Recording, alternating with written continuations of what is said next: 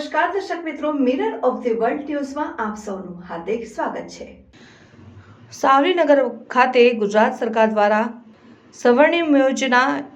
યોજના હેઠળ રૂપિયા 1 કરોડ 4 લાખની વિકાસલક્ષી ગ્રાન્ટ મંજૂર થતા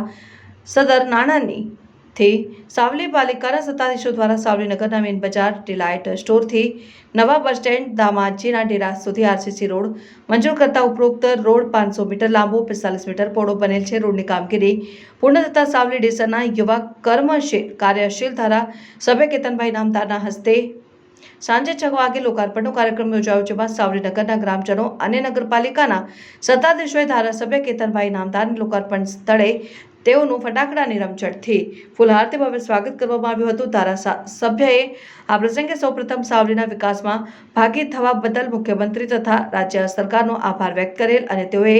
હાજર રહેલ નગરજનોને વિશ્વાસ આપતા કહેલું કે 2027 પૂરા થતા પહેલા સ્વામીજીની કૃપાથી બાકી રહેલ કામો નગરનો વધુ વિકાસ કરવાની ખાતરી આપી હતી અને સાથે સાથે વિકાસના કામોમાં નગરજનોના સહકારથી અપેક્ષા રાખેલ હતી કે ઉપરોક્ત